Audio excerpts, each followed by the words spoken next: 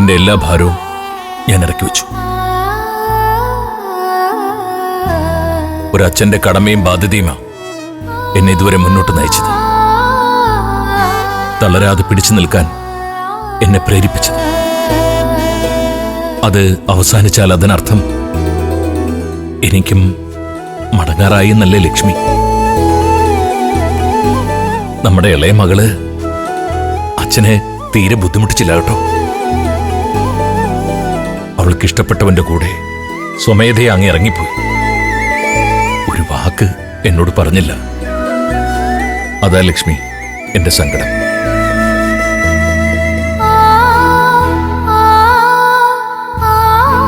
എന്നോട് അവൾക്ക് പറയാമായിരുന്നു.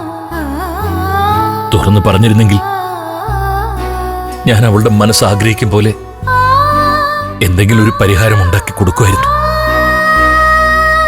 പക്ഷേ നമ്മുടെ ഇളയ മകൾക്ക് അച്ഛനെ തീരെ വിശ്വാസം ഇല്ലാതായി പോയി ലക്ഷ്മി.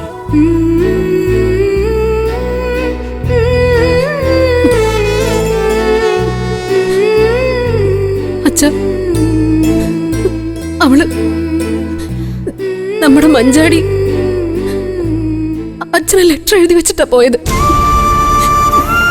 ഞാനത് അച്ഛനെ കാണിക്കാതിരുന്നതാ. എന്നോട് ക്ഷമിക്കച്ച. എന്തിന്? അവള് പോകുന്നു എന്ന് പറഞ്ഞല്ലേ കത്തെഴുതി വെച്ചത്? അത് നീ എന്നെ അറിയിക്കാതിരുന്നതിൽ ഒരു തെറ്റുമില്ല. എന്റെ മോള് പോകാതിരിക്കാൻ വേണ്ടി എനിക്കൊന്നും ചെയ്യാൻ കഴിഞ്ഞില്ലല്ലോ. ആ ഒരു ദുഃഖം മാത്രമേ അച്ഛനുള്ളൂ.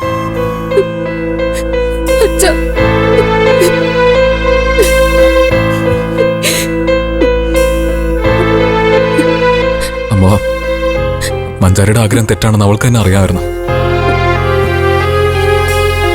അത് അവന്റെ കൂടെ ജീവിക്കണം എന്നുള്ള ആഗ്രഹം നമ്മളോട് തുറന്നു പറയാതിരുന്നേ.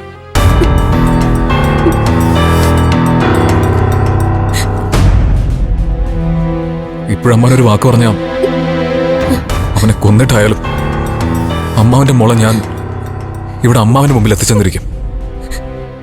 എന്തിന്? നീ വെറുതെ ഓരോന്ന് പറഞ്ഞ് അമ്പിളി പേടിപ്പിക്കില്ലേ രഘു? അവനെ നീ കൊന്ന ആരുടെയൊക്കെ കണ്ണീര് ഞാൻ കാണേണ്ടി വരും. ഒന്നും വേണ്ട.